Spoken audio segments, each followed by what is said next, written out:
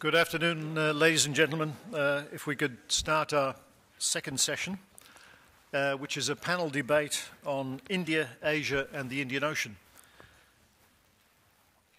The more discerning of you will realise that I'm not the chair actually listed in the programme. My name is Dennis Rumley. I'm at the University of Western Australia with an interest in Indian Ocean issues. Secondly, we have a fifth speaker, Rajiv Nayan, who I will introduce in a minute. We're extremely fortunate to have with us 5 very distinguished speakers who will give us their own perspective on the theme India, Asia and the Indian Ocean.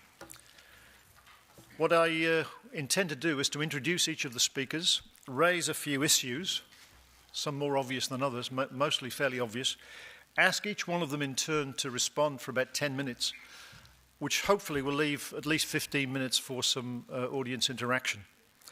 So let me introduce first of all each speaker. Our first participant speaker in the panel debate is C. Raja Mohan, who is currently a senior fellow at the Centre for Policy Research in New Delhi and a contributing editor on defence and foreign affairs for a leading Indian daily, the Indian Express.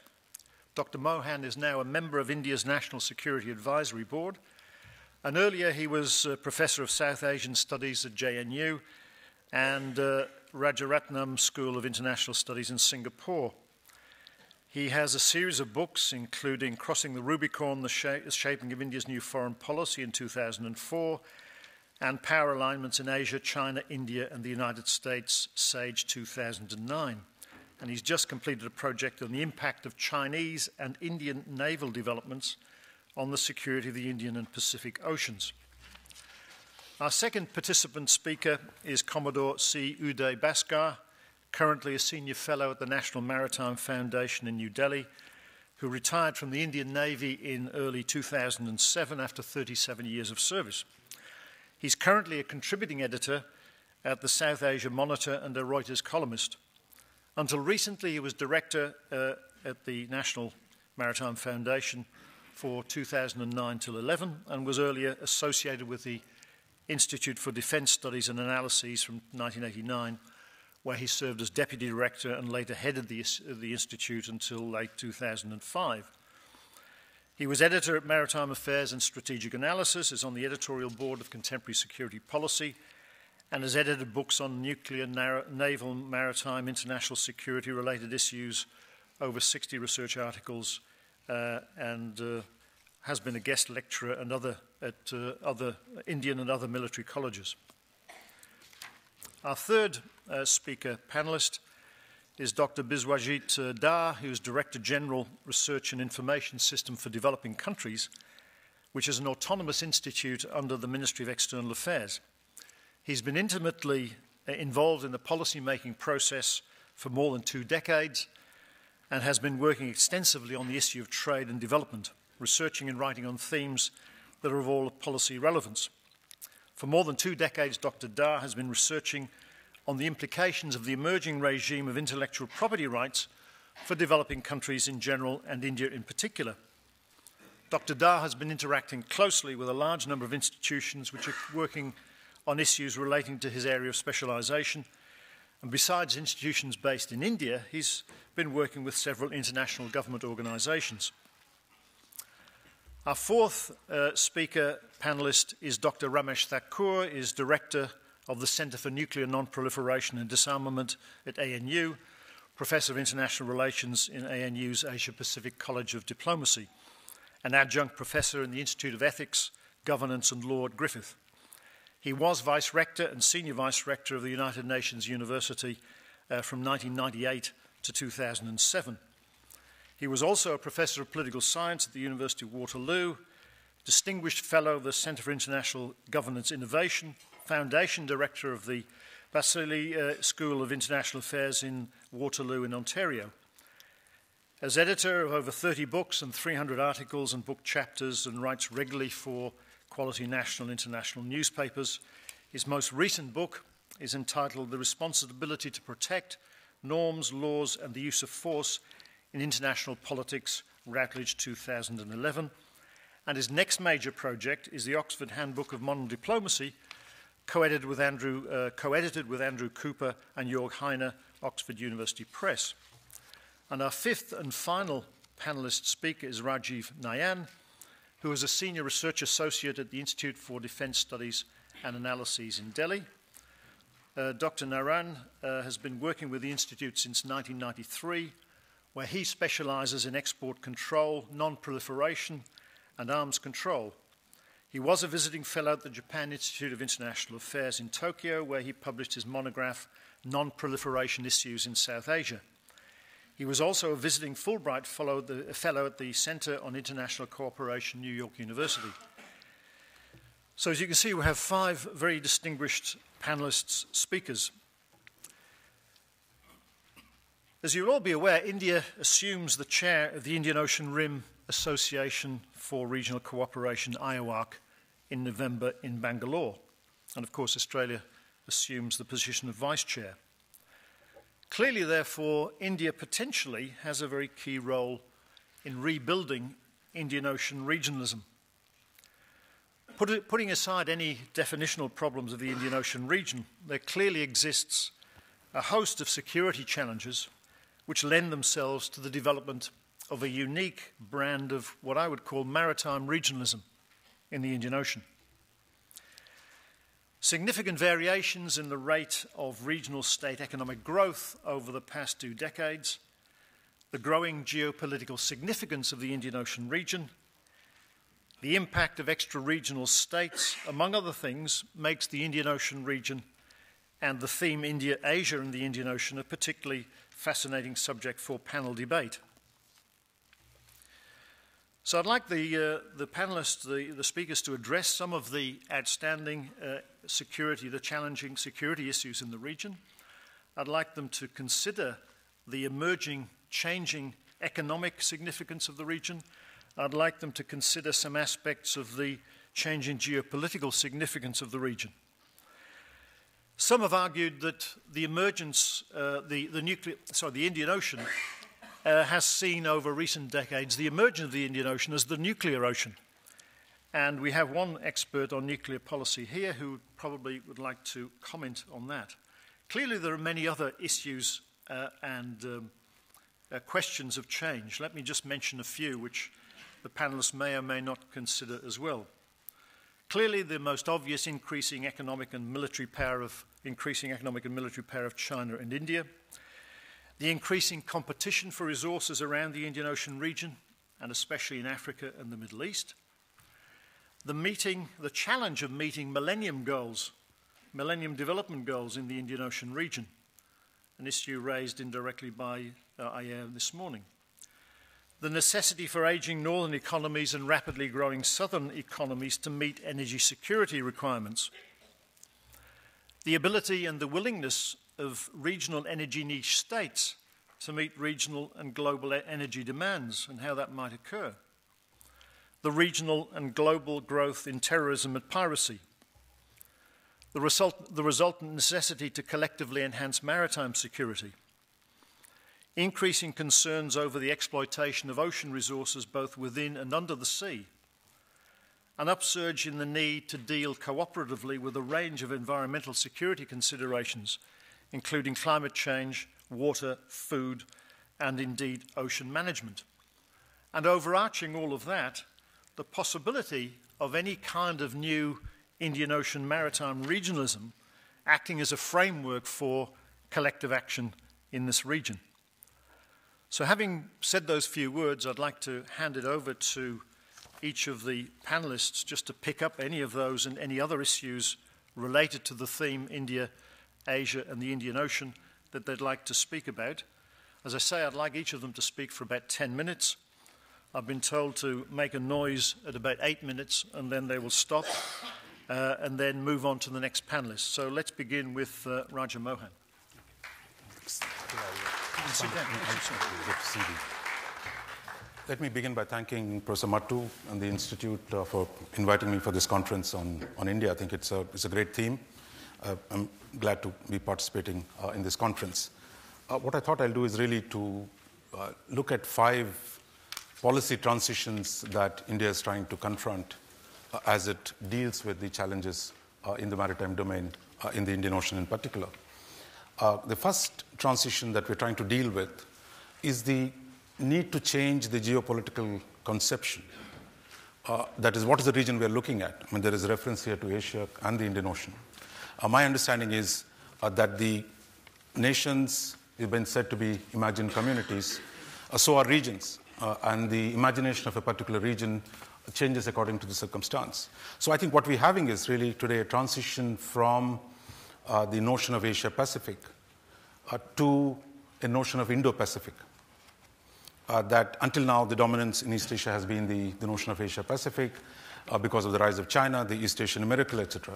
But the rise of India now produces a new configuration, which we might call the Indo-Pacific, a term that has begun to gain some traction. Because the rise of China, the emergence of India, both countries, by sheer economic weight, are going to bend the spaces around them. So the traditional distinctions between Northeast Asia, Southeast Asia, South Asia, West Asia, all this is going to vanish as the expansion of interests of China and India are going to produce interlinkages within Asia, on the land, as well as on the water. Because China, which has traditionally faced Pacific Ocean, is showing its flag in the Indian Ocean. The Indian Navy, India, which has traditionally focused on the Indian Ocean, is beginning to show up in the Pacific Ocean. So I think we're going to see, waters were never separate. That was a geography teacher's trick. But it is the waters are always interconnected. The rise of China and India, they're growing maritime interests because for the first time they become trading nations. So therefore, they're going to build large navies. So what you have is actually the interconnection today between Indian Ocean and the Pacific Ocean. And therefore, the notion of an Indo-Pacific, that we've got to think about this whole region in an integrated manner rather than in a separate manner. The second transition I think we're trying to deal with is the Indian capabilities, naval capabilities, are moving from what we call brown water capabilities to blue water capabilities. That is, Indian Navy could not operate too far beyond its shores in the past, but today, as India builds a blue water navy, that it has to operate, it's desired to operate at longer distances. Much of the force modernization in the Navy will lead eventually to the creation of a blue water navy. But what does a blue water navy mean? It is not just big ships, ships with longer endurance. Having a blue water navy means you need to change the doctrine to include what we call forward presence.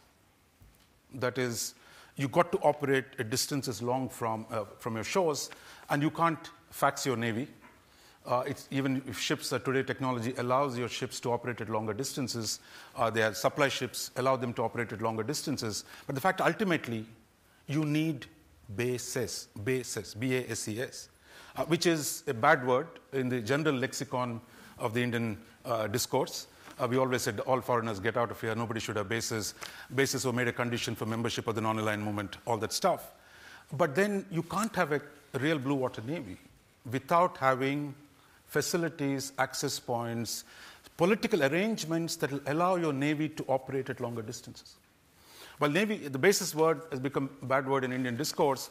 If you go back and look at the original Indian navalist, Mr. Panikkar, Panikkar was writing in 43 saying that, look, India needs bases.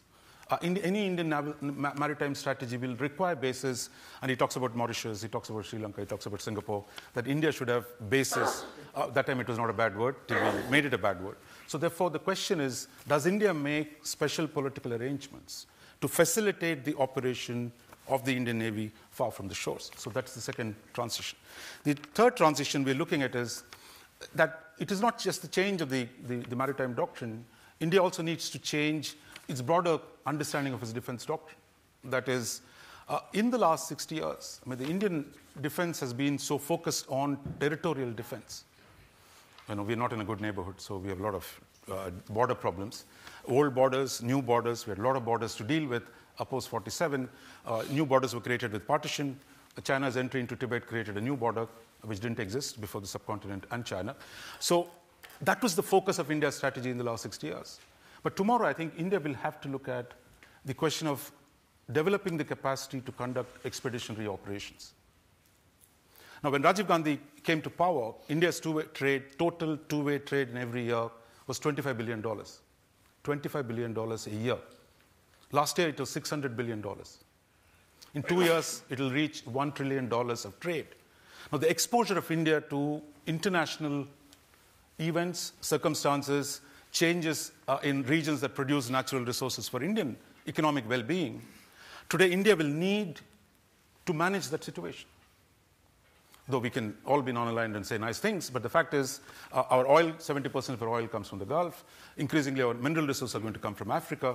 Therefore, if some trouble happens, are you going to sit back and say you're going to make a phone call to the UN Secretary General and wait for somebody to debate it? Or ask the Chinese if it's all right, we can do something? Or do you say you need a doctrine of expeditionary operations? Of course, till the Americans came around, the British India, the Raj, was the principal provider of security in the Indian Ocean region. From South Africa to Australia, it was the imperial defense system centered around India that produced the security. And India, as India becomes stronger, I think some elements of the Raj, in terms of the responsibility that India will have to take to provide security to others and to security for itself, is going to look a lot like the Raj, I suspect, but it's a big political issue. There's going to be a huge moment you say expeditionary. A lot of people are going to, stone you, not to death, but at least the issue is pretty politically serious. So therefore, that debate has barely begun. The fourth transition that India has to make is from focused exclusively on national security strategy. That is, if India has a problem, that India will go and do things, to one where it must also think about providing public goods. That national security will have to redefine to include providing public goods in the Indian Ocean, whether it is in dealing with piracy in the Gulf of Aden, or whether it is securing the sea lines of communication that are vital today, which move oil and mineral resources from the Indian Ocean to the Pacific. That is, around the waters of Asia, India sits right in the middle of those sea lanes. Therefore, the question is how much responsibility that India will take to provide public goods as a general maintenance. That is, until now we could say, good friends Americans are there, so they'll take care of the Gulf security, or they had the biggest navy, therefore they're going to take care of the sea lanes. But I think as American weakness begins to be felt, as American strength of American navy and its ships come down, the issue of what do regional powers do? What does India do to secure public goods, which are in the interest of everyone? Therefore, that is the fourth transition that we're looking at. Finally, the last transition that India is trying to deal with is moving from being a lone ranger, to one, are we capable of working with others? In the past, we said, look, if only the great powers got out of the region, lion will lie down with the lamb, everybody will be happy. All you need is each one looks after himself, that there's no reason for any cooperative or collective security in the region. So we were, just as we were self-reliant in the economic sense, when we said non-alignment, we also meant that we're going to be secure on our own terms. But today, the changed circumstances, amidst the entry of China into the Indian Ocean, a range of other problems, and India's own increased international exposure, that India will need to think about its relationship with the other powers. In the past, we said, please get out. That's all you need to do. A region will look after itself. But today, I think India will have to think in very different terms. And that involves at least three different conceptions. Can we conceive of putting together a cooperative or collective security arrangements? Generally, we tended to be skeptical about collective security arrangements. But today, India will need to work with other groups. And I think India is taking some initiatives. The Indian Ocean Naval Symposium is the first time we're actually bringing people together, whole of the region, and say, look, let's talk about common problems. The second idea, which is being talked about, is the concert of powers. A few big boys get together and decide what the rules are, and they're going to enforce them. I think it'll be nice for us in India to be part of 3 or 4 countries to run this show. But the problem is Asia-Pacific or the Indo-Pacific has too many powers, too many large nations. No one is going to accept the concert-like mechanism among a few powers. And the last option, I think, is the question of balance of power.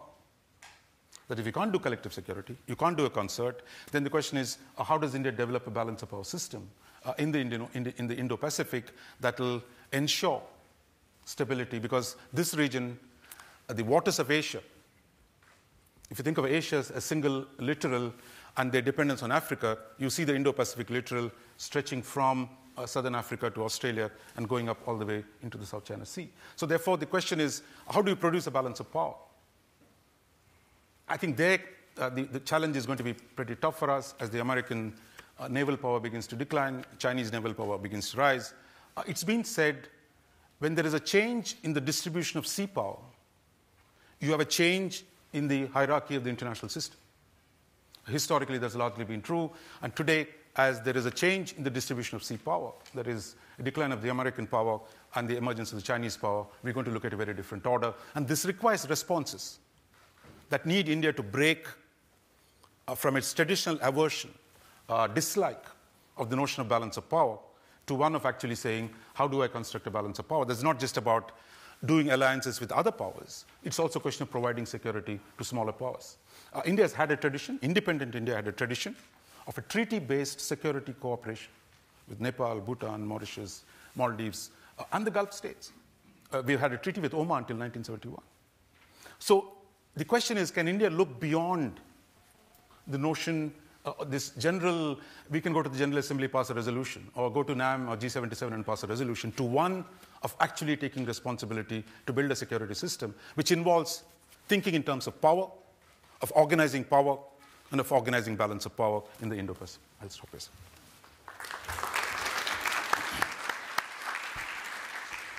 Thank you very much indeed, Raja, for raising some very important issues there. Our second panelist is Commodore Uday Bhaskar, and I'd like to ask him to speak for 10 minutes or so. Sure, please do. Thank you, Chair. Good afternoon, ladies and gentlemen. I'm Uday Bhaskar from the National Maritime Foundation. At the outset, I'd like to thank Professor Amitabh Mattu, the Australia-India Institute, for giving me this opportunity. And it's also a case of, I would say, returning to Australia and picking up the threads of the same issue. And here I'd also like to say that I'm delighted to be here for more reasons than one, to also renew acquaintance with a range of Australian academics. I see Professor Metcalf here from the Lowy Institute, Professor DuPont, and Professor Mishra, one of my former colleagues, and Ramesh Thakur. In this gathering, I do miss Professor Ken McPherson. So I thought I would make that point that if we are discussing the Indian Ocean, he was one of our early interlocutors from Perth. So in that sense, as I said, some of us were here in the early 90s trying to look at the Indian Ocean and the possibilities for some kind of a collective approach to the ocean. But as we are aware, there were some stormy waters, so India and Australia had to move in different directions. And I'm delighted to be back here and pick up these issues. And also, Amitabh has been very kindly sending us the notices for the Tiffin series. And I'm glad to be part of, at least, I'm not sure if this is under the Tiffin, but to have that lovely Tiffin. And I thought the red pepper, the lal mirchi, was a fantastic metaphor for taking off. But more seriously, looking at the subject and the way our chair has introduced it, India, Asia, and the Indian Ocean, I'd like to make two broad propositions, if I may. One is, of course, historical, which is that there is this close correlation between the international system. Dennis spoke about geopolitics and as they're evolving, and Raja Mohan mentioned that point. And this is the Modelsky thesis, which I'm sure all the academics and the students of maritime strategy are aware. This inexorable link between the global power grid and the oceans of the world. So to that extent, there are only three navigable oceans, the Atlantic, the Pacific, and the Indian. And there is, as I said, this inexorable link between the emergence or the accretion of power and the ability to maintain a certain credible presence at sea, which in turn is mediated by the technology and the economic rhythm of the particular century or decade. So in that sense, the first proposition I want to make is to recall and burnish this reality that the Indian Ocean has always been central to the destiny of Asia and its nation states. And I think both China and India have been differently affected by their ability to understand and acquire sea power or maritime, shall we say, perspicacity. And it is this rhythm which I'd like to suggest is going to be revived within the contemporaneity of the 21st century. So to that extent, I'd like to advance this, that as we look at the current global trend, that again, the orientation as we see it, all things being equal, we are now in 2011. In the next decade, by 2021-22, it appears reasonably, I would say, the underlining part being, the caveat being all things being equal, you will see the emergence of the equivalent of a tripolar global economy. My own reading is that within the decade, China overtakes the United States. There's one group of economists who believe that it's 2027, but I'll leave that to my colleague Bishwajit Dhar. I'm sure he would elaborate on that. But as an analyst looking at security issues, the trend lines to me are clear that within the decade plus the emergence of the tripolar economy, China as the lead economy, not necessarily the superpower or the hegemon, because I believe the United States still has that military profile, which China is unlikely to acquire in a hurry. But economically, you'll find China, United States as a second, and India as a distant third. And clearly, if you look at what's happening in Europe now, the EU and its own financial crisis, and the other parts of the world, despite the fact that they have either pedigree or potential, my own reading is that it's unlikely that we would have any major change to the so-called tripolar global economy, and therefore, it would have a very strong maritime component to it. Within the constraints of the time that we have, I don't want to belabor the point about hydrocarbon dependency and the relevance of sea lines of communication. All that is a given. But I would like to make a second proposition based on this particular inference that you will have a tripolar economy, that the global ambiance, the strategic grid, if you will, the texture of that grid, is going to be influenced and shaped by the nature of the bilaterals. That is US-China. How will that evolve? China-India and India-US. And within this, I'd like to put my head on the block and say that to a very large extent, this texture of the triangle and the ambiance of the bilaterals will be mediated, will be shaped, will be influenced by the manner in which they understand and deal with the maritime domain. And this maritime domain is wide spectrum. It deals with issues like, I would say, at the lower end of the spectrum, piracy and the so-called challenge to sea lines of communication, as also the upper end, which is navies that are able to field nuclear submarines, the SSBN, China and the United States, and at a remove, India. How they arrive at a certain degree of equipoise. That's the second word I want to bring in, equipoise. Equitable equipoise in the maritime domain. How do you inhabit and how do you punctuate the maritime domain across this wide bandwidth? And to that extent, I believe you see the linkage between the ocean, between the continent, and between India as a nation state. And therefore, we come back to this abiding rhythm that the salience and the centrality of the Indian Ocean, to the extent that it was recognized in the 17th and 18th centuries, and this, I think, is the historical paradigm, that much of the colonial era and the way the contours finally crystallized was again shaped by the way in which the colonial powers understood the relevance of the Indian Ocean. And I think the classic example is that between Britain and France, and the ability of one and the inability of the other to maintain that credible presence in the Indian Ocean at a very crucial time. And again, I don't have time to go into the naval battles of that particular period, but I'm sure the military historians here would pick up the thread on that.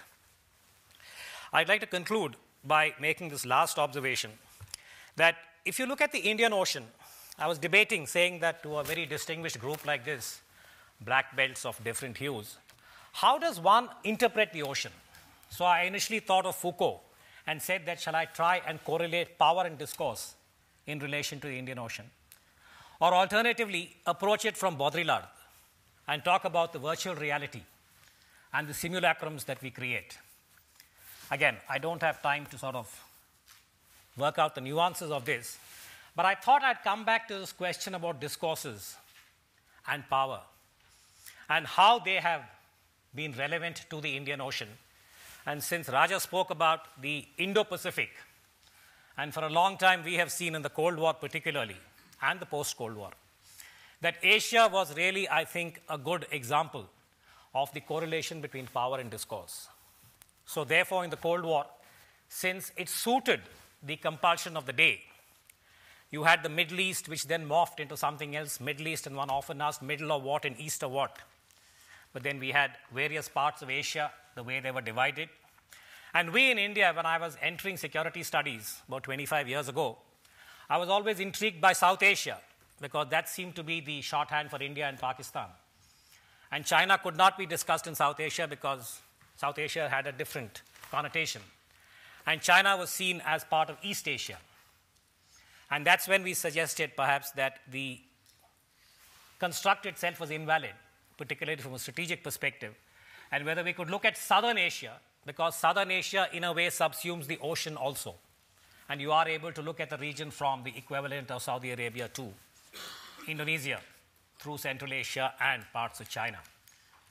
So that's when we saw that post-Cold War, when we had Bill Gates and Bill Clinton arriving at about the same time, and the sense that history had ended, as interpreted by Francis Fukuyama, that the next phrase that acquired a certain dominance in the discourse was Asia-Pacific. And again, it seemed a bit of an oxymoron, saying that how do you combine a continent with an ocean? Asia as a continent, Pacific as the ocean. But yet, it was the flavor of a decade, because this was the time when we had the Japan that could say no, and a sense that East Asia was surging ahead while the others were lagging behind. But, history has its own way of doing its correctives.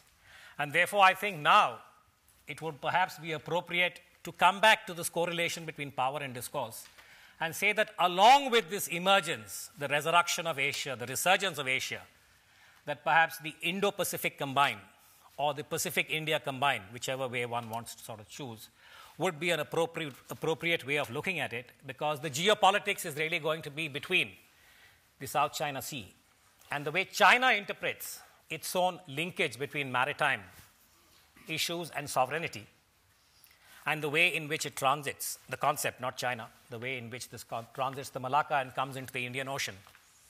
And therefore, I would like to submit that at the end of the day, what we are seeking is the equivalent of a consensual, collective approach to manage this turbulence, which I think is slowly, it's almost tsunami-like, it's gathering. And that's where I think the Australia-India Institute and an afternoon like this would be very relevant. Thank you.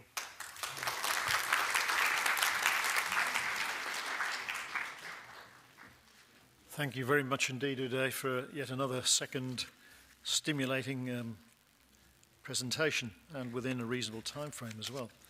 Our third speaker, presenter, is Dr. Biswajit Dar.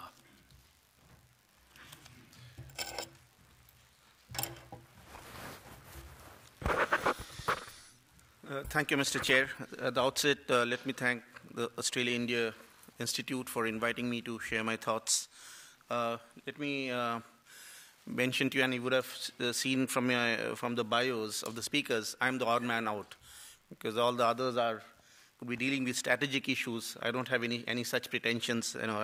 I'm a simple-minded economist talking about how India's engagement with the Asian region and the Indian Ocean area has been taking place. Let me at the outset tell you that the way I look at India's engagement is that there are two strands of India's engagement in the economic sphere. The first is a deliberate kind of attempt to engage with the Asian neighbors.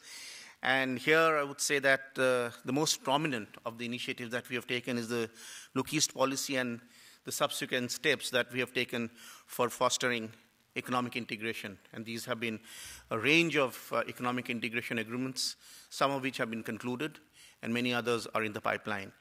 And the second is a market-driven kind of process where the main factor there, of course, is China's emergence and China's importance for the Indian economy. Let me dwell on the market-driven aspect first.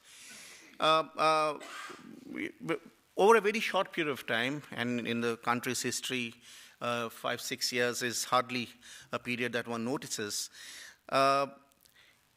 China-India ties have been motoring along quite rapidly. And in the last 5 or 6 years, China's share in India's trade has gone up from something around 5%, around less than that, to more than 10%. Of course, India's dependence on China is far more. We import far more as compared to what we export. And as a result, the trade deficit has been increasing quite rapidly. Of course, last year our exports have shown quite remarkable improvement in, and we have recorded an increase of 67%, as I did some back-of-the-envelope calculations. But what is the worrying part of this market-driven process of engagement with China is that it's almost fostered a colonial pattern of trade. And if you look at on the import side, and I was talking about India's dependence on imports, we import a range of finished products, and what we export is raw materials and intermediates. Of course, for many of you, it won't be very surprising, but what is important is to note the numbers. Last year, our exports to China, 93% of those comprised of raw materials intermediates. And that's something I think the policymakers need to look at, that how the market is driving this process and is leaving India in somewhat of a disadvantageous position. Of course, the positive in terms of India's engagement with Asia is coming on the western side, with the Gulf emerging as a major destination for India's exports. Almost 14% of India's exports last year was was absorbed by the Emirates, the United Arab Emirates. Now, the policy-induced involvement of India or economic integration has been rather slow to take off. We all know about the South Asian integration story. It hasn't actually taken off, to say the very least. It stuttered, and the South Asia remains one of the least integrated regions. Of course, there's always the discussion that we have about potential. Of course, this region used to be a single economy several decades back, and attempts are being made to get some of these dynamics back. But the real question is that how soon will this actually happen? But the real play in terms of our policies and the deliberate attempts that we have made came through the Look East policy in 1992, when India joined ASEAN as a sectoral dialogue partner. And next year we're going to be celebrating the 2 decades of India-ASEAN partnership. Now, although we became a full dialogue partner soon after and joined the ASEAN Regional Forum, the initiatives to engage in serious negotiations for better integrating the two economies came much later. It was only in the 2003 or 4 we started the process of engaging the ASEAN members and started talking about a free trade agreement, but that had a very narrow remit. Only the goods sector was covered. But that again took a very long time to get done. It took around 6 years to get done, and the agreement has been operational since last January 2010. But as I said, that this is a very narrow agreement. It's also very shallow in its the contours are extremely shallow. And if I may give you one example of how shallow this is, the tariff liberalization, which is what is happening in this agreement, with some countries drags on till 2022. So it's really out there in the distant future to really get help us getting somewhere. Now, we have been making some attempts to get services and investment included in this agreement to top it up, but again, that hasn't gone anywhere. These negotiations or discussions have been going on, but it hasn't really gone on very well. Of course, the positive here with the ASEAN is that with some of the willing partners, like with Singapore, Malaysia, and more recently Indonesia, we have had discussions with Singapore and Malaysia. the Comprehensive Economic Partnership Agreement, which is a much better, wider agreement, including services, investment, and a range of rules that is often forms a part of the WTO commitments of the countries have been included. The negotiations with Indonesia should begin quite soon. At the same time, India has been engaged with Japan, Korea, Australia, and New Zealand with, again, attempting to do similar kind of agreements. The Japan-Korea agreements are already done. They've already started to get implemented.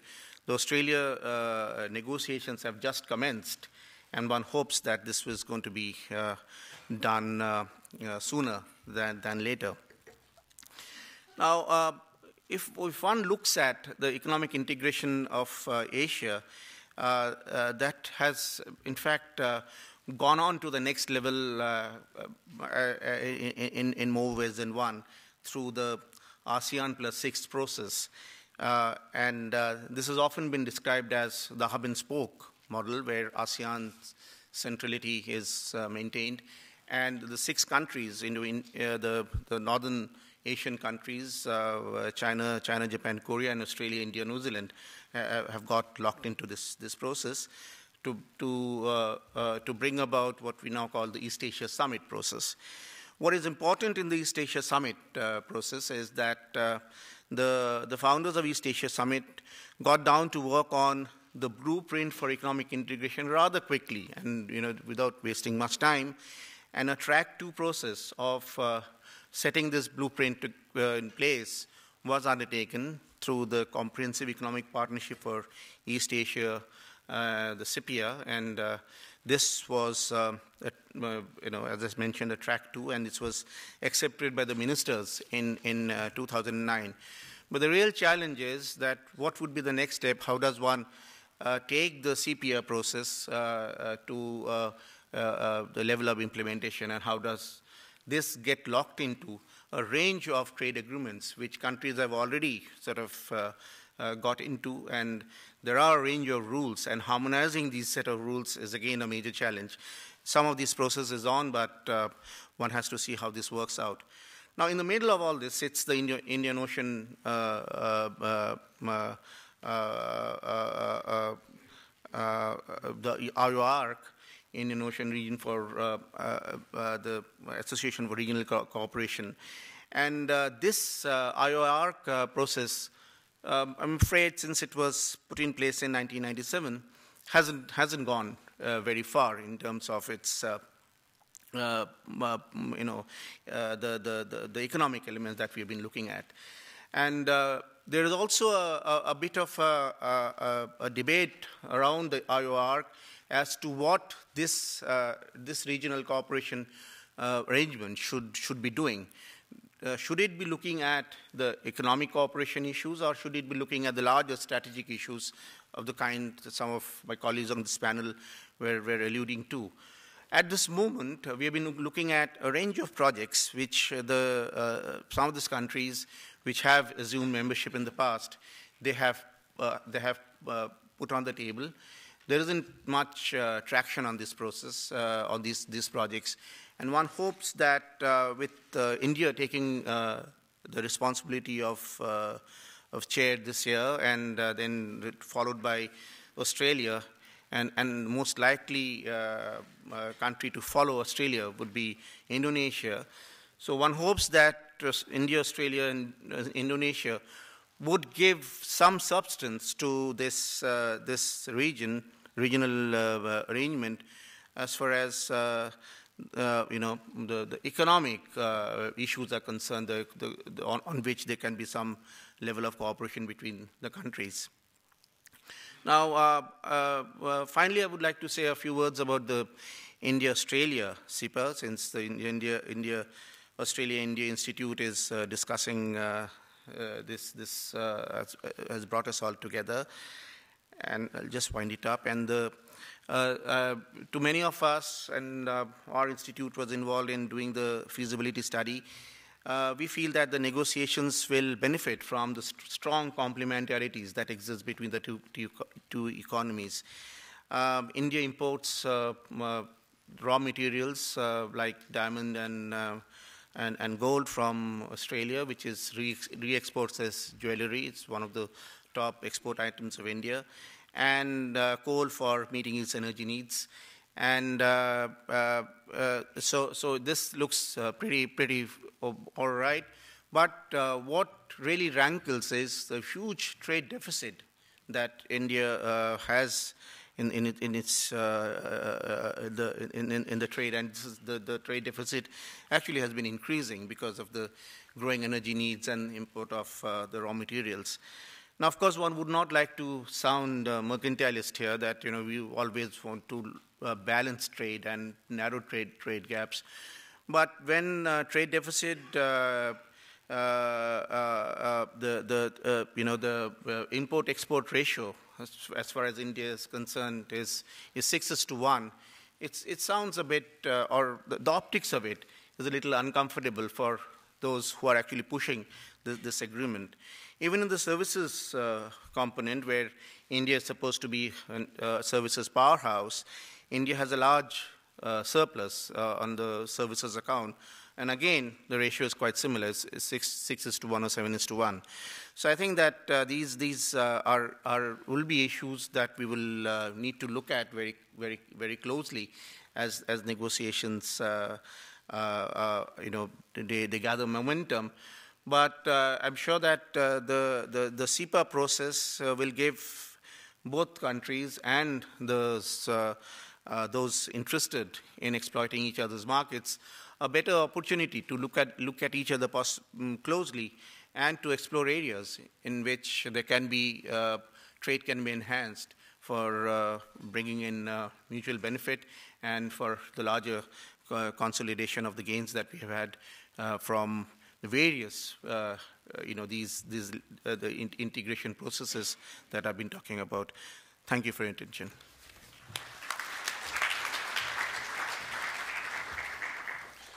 Thank you very much indeed, Dr. Da, for a unique economic perspective on this panel theme.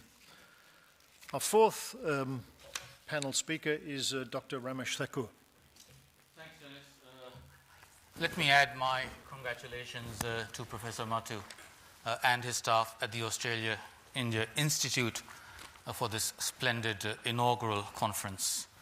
As Henry VIII said to each one of his several wives, I won't keep you long, because I don't actually deal on Indian Ocean matters. And Uday, for someone who lived in Tokyo for a decade, I was saying, Uday, for someone who lived in Tokyo for a decade, the term Asia-Pacific doesn't seem contradictory at all. What I'd like to do is make 3 points about India in Asia, and then conclude by applying those 3 points to the Indian Ocean concerns. First point, the destiny of Asia will be shaped by the triangular relationship between China, India, and Japan. I get worried to the extent to which we ignore Japan. It still is a substantial player and a substantial actor for a number of reasons. And the strategic footprint of this triangle will cover the world, so that cooperation between them will promote and underwrite peace and prosperity in Asia, whereas rivalry and conflict will rule the world. The 3 are important, for example, to international successes in stabilizing and reconstructing Afghanistan, resolving the tragedy of military misrule in Myanmar, addressing the challenge of climate change. China and India are crucial to solving the problem of Pakistan, China and Japan to resolving the problem of North Korea. Now, for all 3, the bilateral relationship with Washington is more critical than with either of the other 2. Equally, though, no intra-Asian strategic triangle can be formed if external security alliances and diplomatic alignments are interpreted primarily as advancing the interests of outsiders at the expense of the legitimate security needs and concerns of Asian neighbors. And that is a continuity from the Nehruvian days that Mani Shankar Iyer was talking about this morning. As we've heard in the last 2 to 3 years, there has been a flood of reciprocal leaders-level bilateral visits among the three countries, but also, as we know, there's been turbulence in China's relations with both India and Japan. Second, in the old world order, international politics was a struggle for power, and hence the resonance of India's asymmetric responses and its heightened global profile and visibility for that reason. It seems to me that the new international politics will be much more crucially about the struggle for the ascendancy of competing normative architectures based on a combination of power, yes, understood as the disciplined application of force, but also values and ideas. As we've heard, the importance of China and India lies in their future economic weight based on current growth trajectories, which has already translated into present political clout. As a result, there is underway a corresponding economic, geopolitical, and even moral restructuring of global imbalances in trade. I think the trouble is that in some ways, trapped in a NAM mindset, India seems unable to accept the burdens of being a major regional power and a global player. Thus, it abstained on Security Council Resolution 1973 that authorized the use of force to protect Libyans from being massacred by Gaddafi. In doing so, India positioned itself on the wrong side of the war. Witness the recent triumphal visit of Cameron and Sarkozy to Libya, and also on the wrong side of history insofar as the emerging normative architecture is concerned. Now, let me be very clear. There's nothing wrong with voting against a West-sponsored resolution. But where India and the others fell down was in failing to offer creative and credible alternatives to resolving the very real problems faced in Libya. Habituated into being a norm spoiler in the recent decades, India needs to change from reactive to proactive policies as norm entrepreneur, champion, broker, and carrier. Else it will remain an incomplete great power. And that's where the talk by Mani Shankar Iyer, I think, was fascinating, because these were what gave India profile and influence. The normative ideas expressed within a vision for a world order that combined global goods and equity and values without neglecting, leavened by interests, as he put it. I think that element has gone missing a bit, where previously India didn't let interests come in the way of its principles. Maybe it's gone a bit too much in the other direction now. Third general argument is that the confluence of these two streams, the fact that it's Asians who are going to determine the destiny of Asia and have a footprint for the rest of the world, and the changing relationship between norms and power and values and visions, provides a rare opportunity for the heavyweight democracies of Asia and the Pacific, Australia, India, Japan, and increasingly Indonesia, to shape the emerging contours of the world's new center of economic and geopolitical gravity. In the Indian Ocean, with no disrespect intended, South Africa is not quite in the same league as these four, as Australia, India, Japan, China. But there is another country, and that's Indonesia, which does combine democratic values, military power, economic weight, and has a certain history both with India and with Australia, starting with the struggle for independence. Indonesia, incidentally, was there at the Asian Relations Conference in March 1947. And then, of course, we heard about the Bandung Conference. And all of these are anchors of sub-regionalism in Oceania, in East Asia, in Southeast Asia and in South Asia. But all of them need to transcend the sub-regions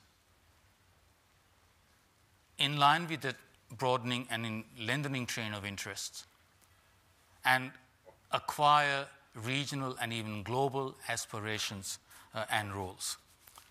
So they need to work together to frame the new rules of the game and underwrite regional and, given the weight and impacts, also global public goods.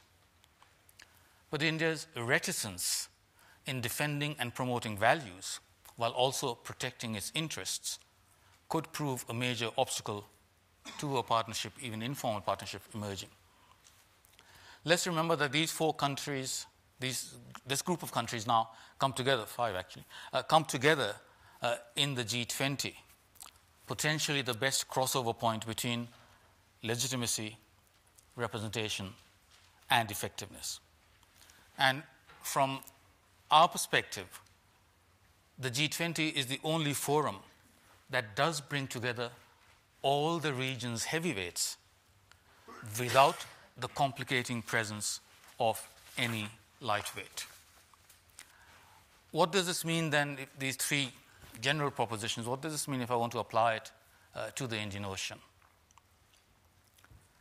Firstly, the fact that India is re-emerging as a major power means, one, that it has a greater volume and intensity of international interests, and two, that it has a broader train of interests with additional items coming on, which would not have been there if India wasn't acquiring this greater weight and re-emerging as a significant actor. Let us remember that the Indian Ocean is described with some justice as having been the cradle of globalization. In the pre-colonial era, global trade patterns very much were dominated by flows around the Indian Ocean, with minimum governmental interference, minimal tax regimes, free flow of goods and people, dominated by some groups of traders. And it spread influences east and west. Let's remember also an incident like the 2004 tsunami, which reinforced the point that the region around the Indian Ocean is united in natural disasters and under the impact of the flow of undesirable factors also, we may be united in contagion in an era of pandemics, which are more difficult now to control through borderland security measures. The facts of geography and India's present and anticipated military capabilities, plus the changing definitions of interests, add up to a significantly qualitatively different way of conceiving of and framing security interests.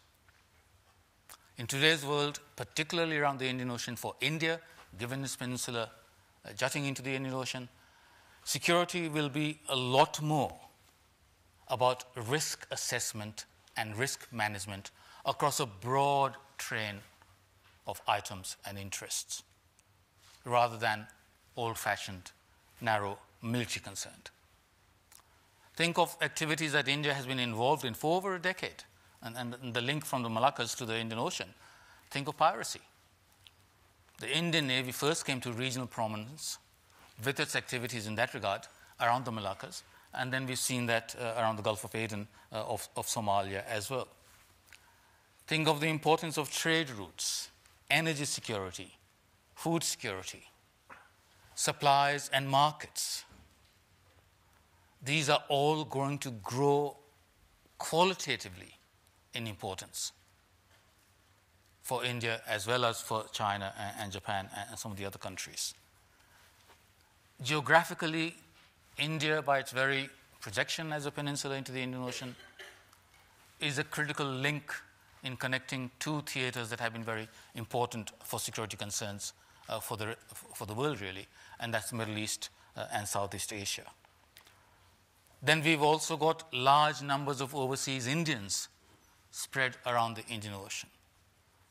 That will have important foreign policy and potentially security implications for India as well. One of the first questions that the Indian government had to grapple with earlier this year with the crisis in Libya was evacuating Indian nationals who were trapped in that conflict. That could potentially become a much more urgent priority, particularly as the Indian media and Indian population demands that the government accept responsibility for the welfare of these people.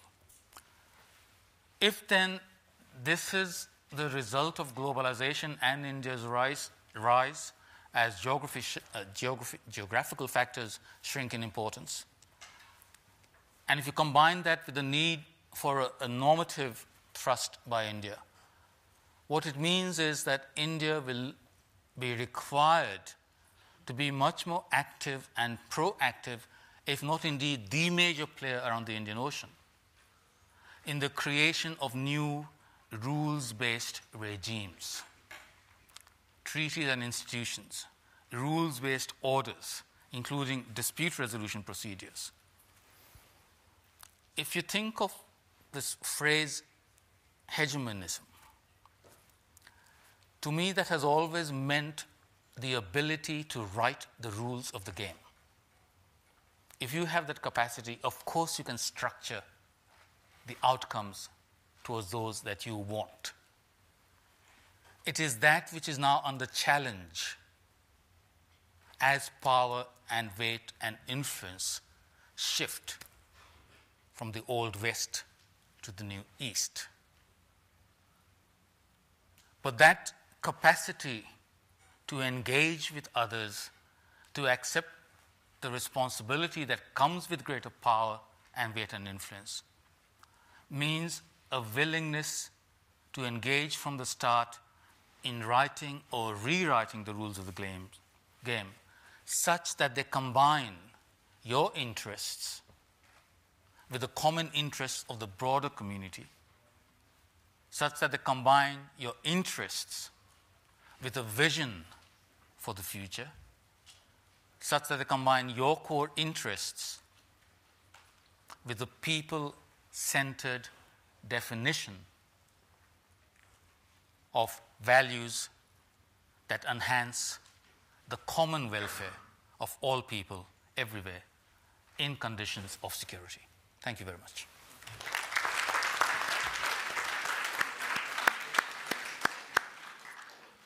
Thank you very much indeed, Ramesh, for your very insightful Asia-Pacific perspective. Our final speaker is Rajiv Nayan. You speak from here? Please do if you want. Thank you very much, and I would join others in thanking Professor Mattu and Australia and India Institute for inviting me and giving me an opportunity to speak in this very important panel. Although I had to struggle to find my name. Finally it appeared here, and I am going to speak. I am supposed to speak on nuclear politics of Asia. Raja Mohan started about defining Asia, and he also pointed out the difficulties of defining Asia. Asia territorially is a well-defined continent, but a problem comes when security dynamics as well as political dynamics intervene and try to give it a different complexity, and we have been realizing this complexity.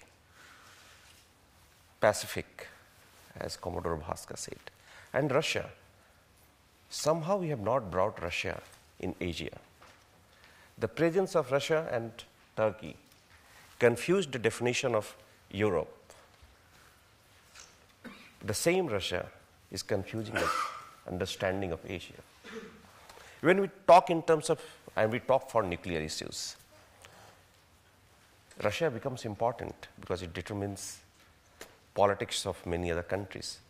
But for the analysis and here, I would like to exclude Russia and just focus on generally understood Asia. This is a region of regions. And the term Commodore Bhaskar generally uses, dominant discourse. The dominant discourse, or we in India love to call Western literature, somehow insulate or isolate, compartmentalize different regions. It is not the one. Interlinkage is somehow deliberately or intentionally or unintentionally excluded, or you can say deleted. We struggle that there is a linkage. And I think I'm going to speak on that. The nuclear weapon scenario in Asia, existing Asia, is quite interesting. There are 5 nuclear weapon countries and one in waiting. That is it, Iran. Of the 5 nuclear weapon countries, one is NPT-defined nuclear weapon country. One is NPT withdrawn nuclear weapon country. 3 are non-NPT countries. So this is quite interesting dimension. Israel has not acknowledged its nuclear weapons yet, but it is generally acknowledged that a nuclear weapon country. None of the countries have officially announced the size of its force structure. Generally, all the countries are accused of not following transparency in the region. It is accusation, like other 4 countries have announced the size of their force structure number. When I talk in terms of size, I talk in terms of number. And who is responsible? And here I come, I will just talk about 4 trends. That is China. China basically defined the Asian politics in 2 ways, as a source of threat and as a source of proliferation.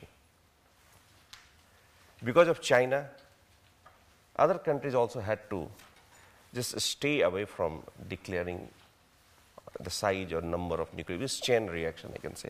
I would come about that later. The Chinese, in the previous session, someone talked about India's strategic imperative.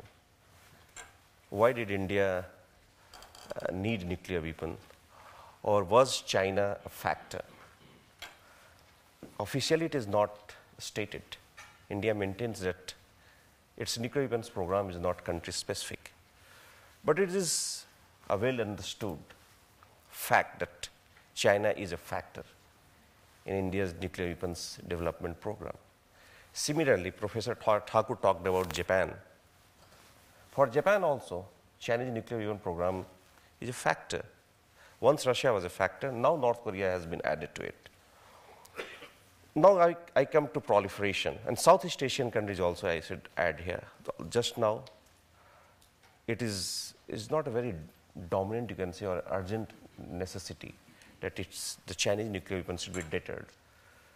But the way, in the previous session also someone talked about, China is being perceived as a problem, even in the Southeast Asian countries. So tomorrow no one knows.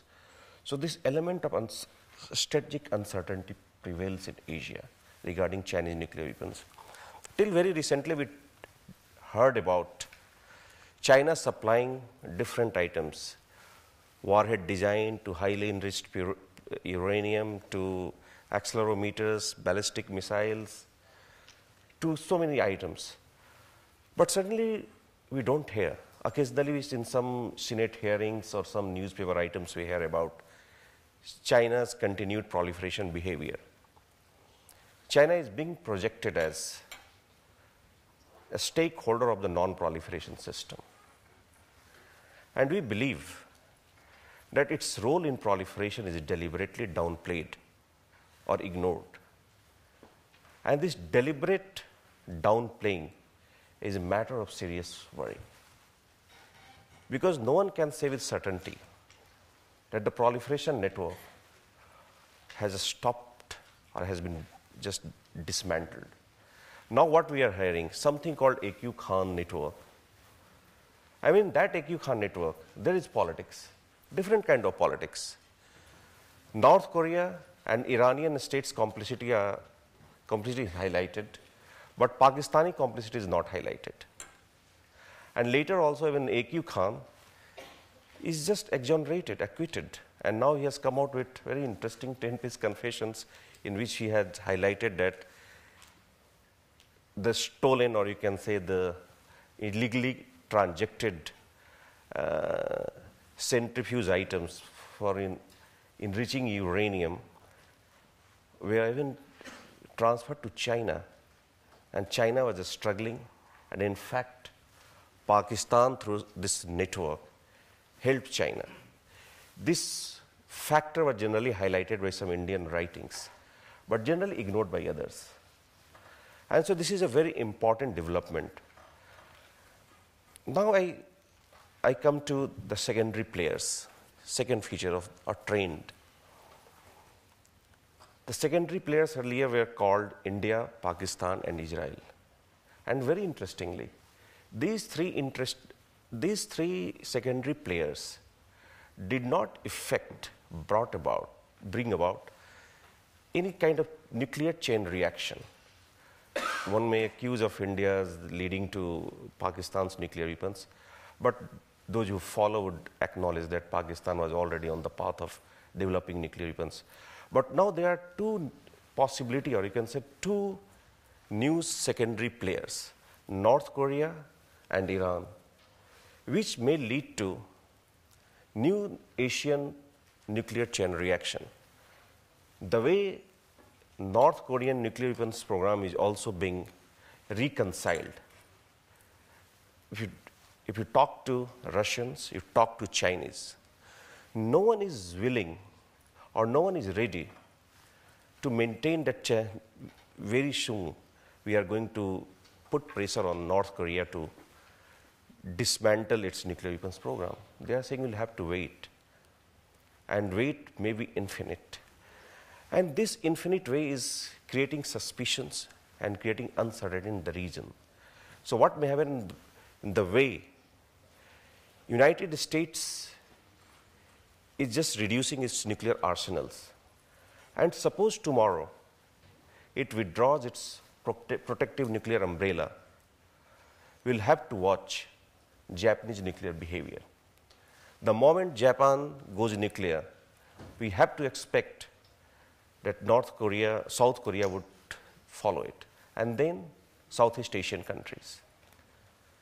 So this is a new scenario which is emerging.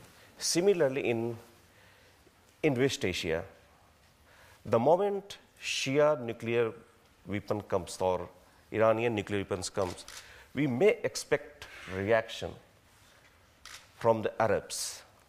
And we have to expect a different kind of reaction from Israel. So far it has been subdued. It has not been acknowledging, quite well known.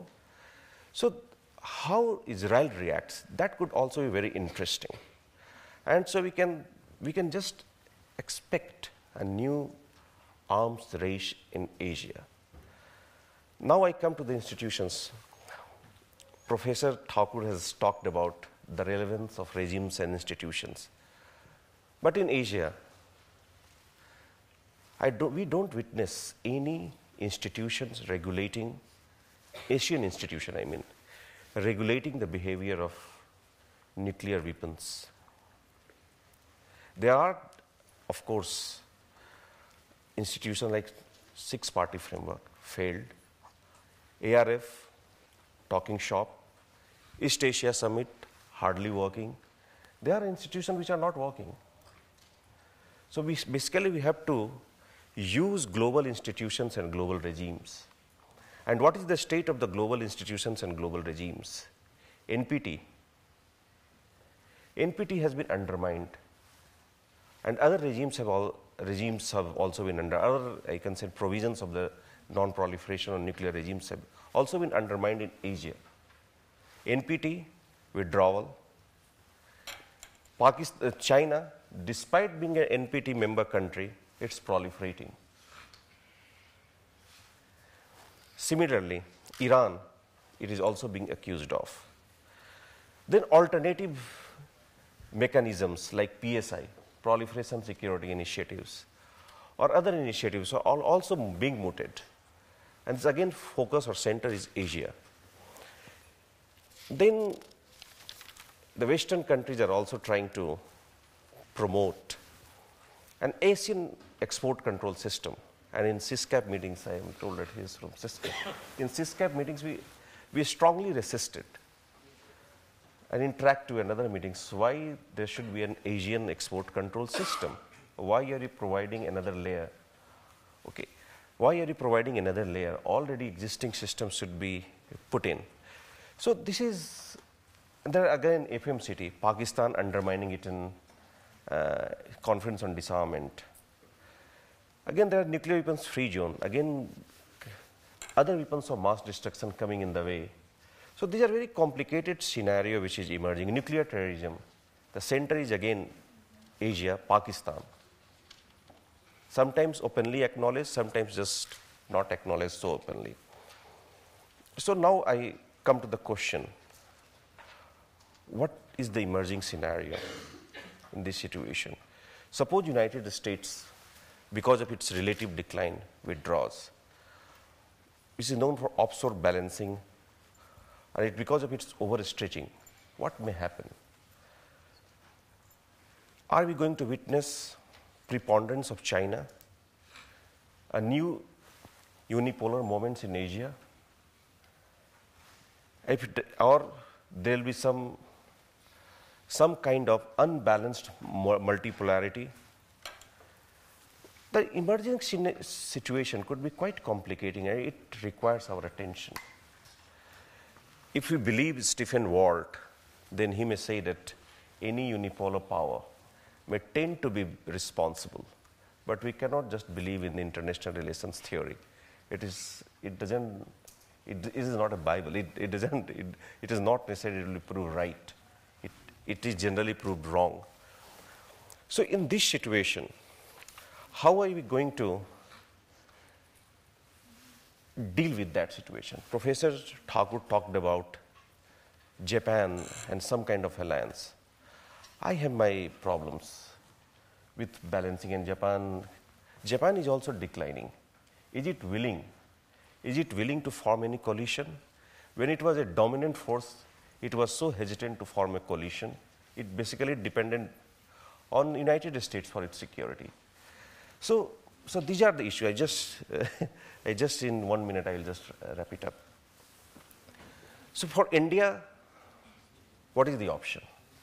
Balancing, checking, hedging. So these terms are being just thrown up. I don't think India, who is India going to balance with? Is it going to just develop its capabilities? That could be an option. But are we really willing to just balance China? Balancing what? Chinese threat or Chinese power? This will be the classical dilemma. Are we going to indulge too much into or focusing too much into China? I have my doubts. So I have got problem here. We are going to have active engagement. That looks possible. Soft balancing could be an issue, if not hard balancing. Soft balancing, and I think somewhat India is doing that. And I think India will put emphasis on soft balancing instead of just going for coalition, because I don't see any partner in Asia. So that is the problem. Who will be your partner? So lastly, I would like to say that empowerment of Asia should not leave security conundrum unaddressed. And China is rising, and China is creating a strategic uncertainty, and we have to deal with that. Thank you.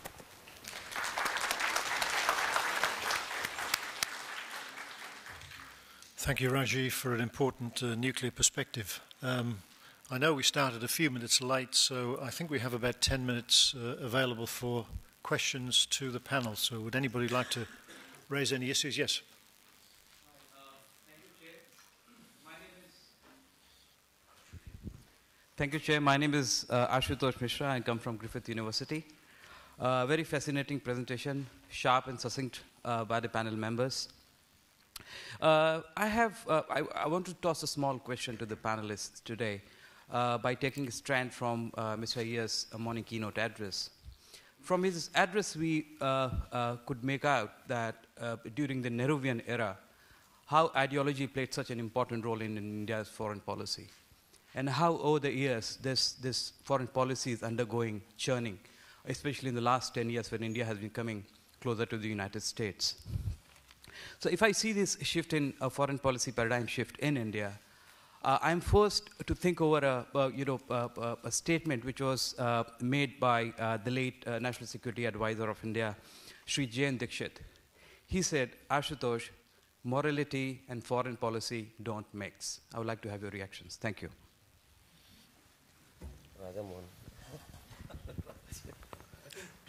I think any leader, any period, you can't simply categorize Nehru as idealist and then suddenly we have realism. I think Nehru himself had to deal with many complex situations. Nehru had to use force in Goa and dealing with China, use of force in dealing with China. And if you ask the Chinese, one leader they have no time for is Nehru because they thought Nehru was like cousin. Nehru was pursuing a forward policy. So this narrative that India has, Nehru is an idealist, Chinese don't believe a word of it because their experience with dealing with Nehru was something different. So I think it's not to pose Nehru as idealist and others were something else. So I think at every phase, all nations, I think large countries need an ideological packaging, but they also pursue their interests. So I think if you a more historic and historicization of India's foreign policy will tell you there was a constant competition between the idealistic values that the Republic was founded. While it had to deal with national integration, the new challenges that emerged, there was realism as well. What was India's treaty with Soviet Union? Of course, Indira Gandhi is seen as a power broker or as a realist as opposed to the father who was an idealist. So I think this kind of categorization, but at the same time you saw the most injection of ideology was in Indira Gandhi's period. So there were both the elements, the height of the NAM radicalism, as well as the realism of aligning with the Soviet Union. And then you see Rajiv Gandhi. I think many of the current initiatives were all taken by Rajiv Gandhi, whether it was reaching out to China, engaging the United States, reaching out to Israel. Many of those initiatives came from his period. So I think this is a for separation. So I think it's time has come for us 60 years later to historically analyze. I think so many students here, historically analyze, empirically prove many of the contentions that we have today. Quick addition to that, Ashutosh, which is, this is something we've said in the past, that actually foreign policy does not have any autonomy of its own for any country. It has to be linked with how you define the national interest, whether it's a political position, a security interest, an economic trade kind of interest. So to that extent, I think it's not binary, But at the same time, I do want to add this caveat that no country's external policy can be devoid of a correlation with morality or ethics. The US example is a good case study, again, to interrogate and say that where was the mismatch for about 50 years. So that's just an additional point. It's a false dichotomy. I'm sorry. It's just a completely false dichotomy and a non-debate. In the real world, you can have no country that defines its interests that doesn't take values into account. The real challenge is how you balance the different calculations in any particular contingency, not forever prioritize one over the other. It just doesn't work like that. Yep. Yes, very bad. I was reading the Sanskrit. Okay. I like Professor Thakur's talk, particularly because it takes us back to the Chola period, when in fact the South Indians colonised Srivijaya and most of Southeast Asia, and there was a clear internationalisation, not just of trading at that time, but also of the transmission of essentially Brahmanical and Buddhist values to Southeast Asia. So there are precedents for this kind of larger geopolitical entry. But my question really is, where would the values come from that are going to define a new form of foreign engagement or a new repositioning in the Indian Ocean? Shankar Iyer was talking about this Gandhian interpretation, essentially from the Bhagavad Gita, this shallow neo-Vedantic interpretation. This is very powerful amongst Indian elites. I mean, we've seen it in the BJP period when they were ruling and so forth. Is this this kind of value, we could probably pick out others if we sought for them, is this going to be of relevance over the next 2 decades in defining spheres of interest and so forth? Well, India's been very reluctant to be aggressive in projecting and promoting its values. And given the recent history of the world, when major powers get into that game, that's not a bad policy to have. It doesn't mean that India doesn't do so, but I think India is very careful in choosing form, forum, and messages, and combining it so that the net outcome doesn't worsen the situation, doesn't heighten tensions and insecurity, and doesn't compromise interests and values. What this means, again, in any particular set of circumstances will depend on the contingency concerned. But I think I would be very sorry to see India become an aggressive projector of its preferred principles and values at the expense of what others might think about that as well. I don't see that happening in the near future or even in the distant future. I'd just like to add a comment to this. I mean, again, I think we don't do enough. I think one of the things the Centre should be doing is to look at the historical record, while the image and impression of what India's policy is, and what is record, empirical record, because we don't do enough, because it's always a contemporary debate in terms of what we presume is Nehruvianism or what we presume is India's foreign policy. Take, for example, this idea, what Ramesh was raising, that India doesn't support, these normative structures. Now, I mean, I don't think raising your hand for the West every time they want to intervene somewhere, that is being a responsible power or supporting values. You refer to 1973, Germany voted against it. It abstained, didn't vote. Yeah, okay, we all abstained too. I mean, so all of us abstained, all of us did the same thing. Thanks for that correction. So it's not clear that when Bush wanted to intervene in Iraq, France, Russia, and Germany were opposed to it. So I think it depends on contextual thing. Second, if you look at the record, which tells you something, the negotiation of the Human Rights Declaration, one of the first tasks that India did at the United Nations. And Nehru's mandate to the representative was, be interventionist, be universalist. And India was insisting that human rights must take precedence over sovereignty in the debate. Who were the people who defended sovereignty? Who were the people who defended Westphalia? It was all the colonial powers. Because Indonesia, the great Netherlands always supported humanitarian imperialism. They wanted to come back into Indonesia. A whole lot of European colonialists who were thrown out wanted to come back to Asia. It was those people who insisted on sovereignty must be the condition that limits the application of Human Rights Declaration. Then go back to Nehru again. Nehru was the one who imposed sanctions against South Africa. With the country, and our passports were stamped. We can't travel to South Africa or Rhodesia. At a time when India had economic interests in South Africa. So India was willing to react to an apartheid situation. It took another 40 years to persuade the Europeans and the Americans, say, look, apartheid is a bad thing, why don't you do something about it? And it was Rajiv Gandhi again who took that initiative in the 80s with Ms. Thatcher and pushed the whole argument. So I think there's this kind of there's a clarity that the West is pursuing human rights and universal values, and India is opposed to it. The record is, again, I think, somewhat mixed. 71, when India did the humanitarian intervention in East Pakistan, we barely got 10 votes in the General Assembly, all our Soviet allies. Most of the majority of the West opposed it. It's the first case of humanitarian intervention. So I think if you look at the record, it's a more complex one. And I think I agree with Ramesh that, look, India, as it rises, it must find a way of balancing its interests and values. And I can tell you, none of the previous powers have found it easy. And India is going to find it as hard as the United States, as Great Britain, as France, as Soviet Union, and Chad. Just as a footnote to that, I wrote Kofi Annan's second reform report in 2002.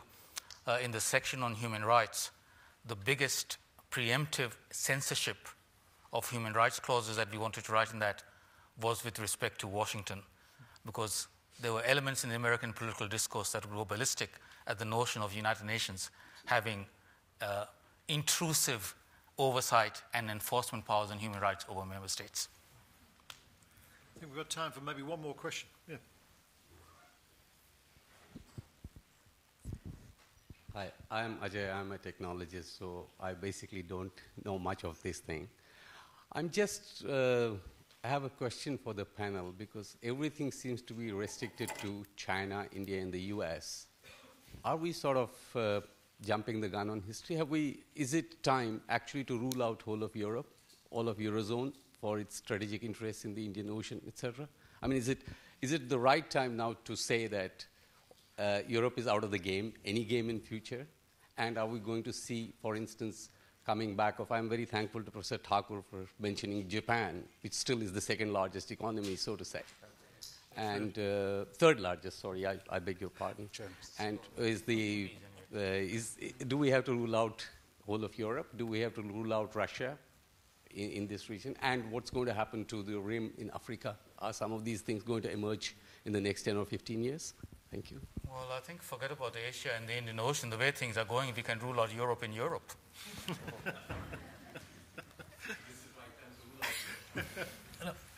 Can I add a short response to that, which is that the point that I was trying to make is that at this point in time, yes, the EU has, clearly a certain relevance.